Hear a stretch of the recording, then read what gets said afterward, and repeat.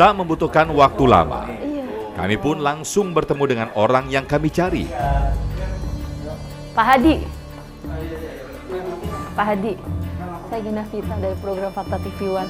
Habis diperiksa tadi, Pak. Bagi Hadi, Rp200.000 uang yang dirinya kutip dari setiap warga atas pemberian dana bantuan sosial tunai bukanlah merupakan potongan.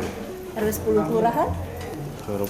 Dirinya berdalih jika kutipan dana bansos itu ia gunakan untuk berbagi kepada warga yang tidak mendapatkan bansos. Pak, boleh stop saja di sini? Stop saja di sini, Pak. Katanya dugaan pemotongan dana bansos. Bapak gimana, Pak? Bukan pemotongan, bukan. Nah, jadi apa itu, Pak? Bukan pemotongan. Bukan berbagi.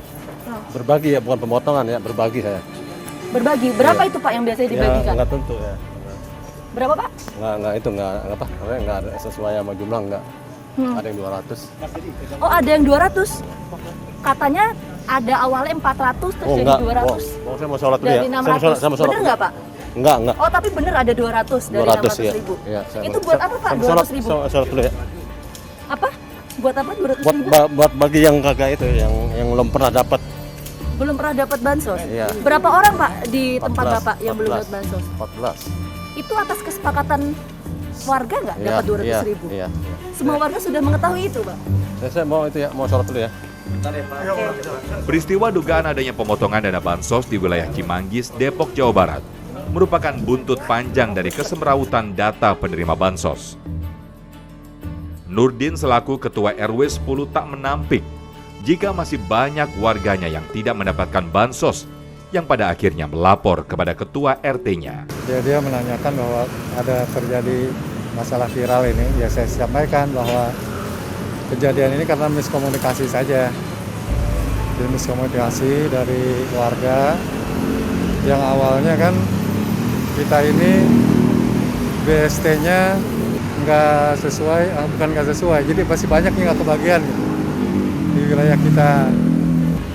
Akhirnya kan kalau yang BST itu kan surat undangan itu kan sudah ditentukan dari atas, kita nggak bisa apa-apa sebagai pengurus RW, hanya paling bisanya pengurus RT ini menghimbau aja kepada masyarakat yang dapat supaya berbagi kepada yang nggak dapat itu. Bukan pemotongan, itu hanya untuk berbagi kepada yang tidak dapat bansos. Kalimat ini pun terlontar dari Nurdin.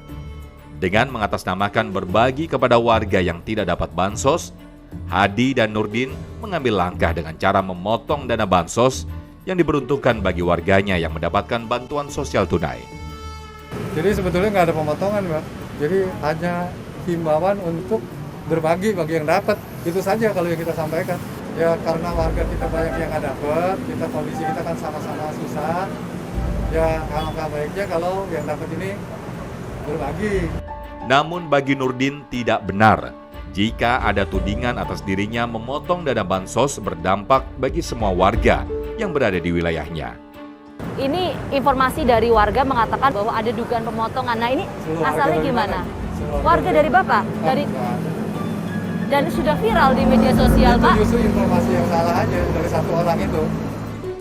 Alasan apapun tidak dibenarkan dalam melakukan pemotongan bansos. Hal ini pula yang disampaikan oleh Menteri Sosial Tri Risma hari ini. Data tidak sesuai antara provinsi dan nasional. Inilah yang dialami sebagian wilayah di Indonesia terkait penerima bantuan dana sosial. Di tengah PPKM level 4, bantuan sosial tidak tepat sasaran masih menjadi catatan tersendiri. Jadi kalau untuk pendataan, itu udah clear.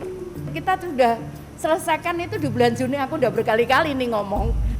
Cuman kemarin itu yang bantuan sosial tunai, BST, diberikan, mungkin waktu itu kan memang buru-buru untuk orang yang putus pekerjaan, itu harus kita cek keakuratan di lapangan. Jadi kalau untuk pendataan, pembersihan pendataan udah clear. Dari sejak awal pandemi, kalimat data akurat hampir tidak pernah terdengar. Yang ada adalah benang kusut yang tidak pernah terurai soal data kependudukan. 4 Agustus 2021 di Bekasi, Jawa Barat, masih saja ada pembagian BST yang belum merata. Husni, warga di RW 10 Kelurahan Perwira, Bekasi Utara, mengaku belum menerima bantuan dari Kemensos sejak awal pandemi. Namanya telah didata oleh pengurus wilayah sebagai warga yang berhak menerima bansos dari pemerintah. Namun hingga pemberlakuan PPKM level 4 ini, dirinya tak kunjung menikmati bantuan dari pemerintah. Untuk dapat memenuhi kehidupan sehari-hari, Husni yang telah ditinggalkan suaminya 4 tahun lalu harus berjualan kue. Meskipun demikian, Husni mengaku bersyukur karena kerap diberi bantuan oleh pengurus wilayah setempat. Sebenarnya saya nggak pernah dapat pandemi ini ya. Saya suka rela RT sama RW aja yang selalu mau ini saya. Nggak pernah saya dapat. Karena kebijaksanaan dari RT RW saja yang selalu mengasihi saya. Gimana nih Bu melihat warga lain dapat walaupun tidak tepat gitu, sementara Ibu sendiri yang merasa butuh tapi tidak dapat, gimana Bu? Ya bagaimana ya, rasa iri ada, tapi memang udah katanya udah memang dari sononya begitu katanya gitu. Saya nggak terima aja, itu mah kebijaksanaan dari RT RW saya aja yang suka mengasih gitu. Itu kebijaksanaan. Usaha apa yang udah Ibu lakukan Bu untuk memperjuangkan untuk udah anak saya udah ngasih bikin itu apa namanya katanya ajukan, terus lagi bikin apa namanya katanya dikirim ke WA gitu ini tapi nggak pernah ada jawaban, nggak pernah ada ke kelurahan nggak pernah juga. Gitu. Tapi ada namanya ada, tapi nggak pernah keluar gitu, nggak tahu mau gimana. Perbedaan data tersebut menurut Tobirin sudah terjadi sejak awal bantuan pandemi, namun sampai sekarang keadaannya tidak berubah. Dari 100 nama penerima yang diajukan, tidak ada yang masuk dalam daftar Kemensos. Sementara saat ini, ada 77 orang yang menerima BST, namun sebagian besar masuk dalam kategori kalangan mampu. Waktu kemarin masalah BST itu memang sangat, saya sebagai ketua RW 10 yang sifatnya yang mana kita ajukan, namun nama tersebut tidak ada. Dan tidak ada itu yang muncul malah yang sudah ya bahasanya orang yang mampu, yang mapan, dan yang sudah tidak tinggal di sini. Dan saya sudah berusaha memperbaiki data melalui kelurahan, namun sampai sekarang tidak ada perbaikan data tersebut. Tobirin berharap pemerintah bisa mengkaji dan mencocokkan kembali data yang diajukan pengurus wilayah sehingga dapat tepat sasaran dan tidak terjadi gejolak di kalangan warga. Nampaknya benang kusut soal data penerima bansos tak akan pernah terurai dalam waktu dekat. Gubernur Jawa Tengah Ganjar Pranowo sampai harus memantau seluruh kepala daerah di bawah kepemimpinannya guna mengetahui keluh kesah yang terjadi di wilayah tersebut melalui video online. Benar saja, Joko Laksono, seorang kepala desa Tijayan di Klaten mengadukan persoalan data penerima bansos. Dirinya merasa bingung. Data yang telah diverifikasi dan dikirim ke pemerintah pusat, ternyata saat pencairan dana bansos tunai, data tersebut tidak berubah. BST medun itu marahi mumet dia. Lah piye lagi cerita nih. BST sing marahi mumet niku sing pripun niku? Coba Mas Joko. Beberapa dari hasil verifikasi itu yang dulunya saya aku didukani Bu Risma ya ora apa-apa wis seben. Dari beberapa itu ada yang sudah kita berikan BLT sehingga masuk dalam BST. Terus ada juga yang sudah kemarin kita verifikasi untuk tidak mendapatkan, masih muncul. Tak hanya itu, Joko merasa heran.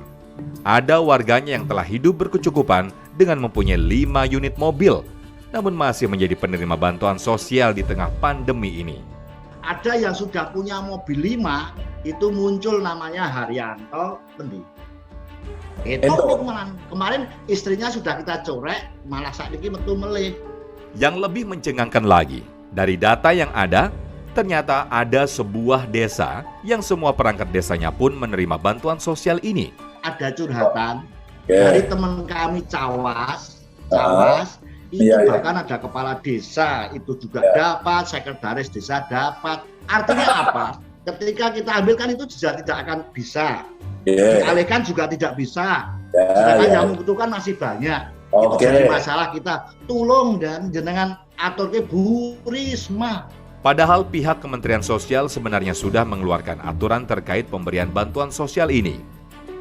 Di tahun 2021 ini saja, pemerintah mengeluarkan 4 jenis bantuan yang anggarannya hingga triliunan. Mekanisme pemberian bansos pun sudah ada, semuanya melalui tahapan yang sudah ditetapkan. Lalu mengapa masih saja ada warga yang berhak menerima bansos, namun hingga kini mereka belum merasakan bantuan tersebut? Salah siapa? Lagi-lagi salah siapa?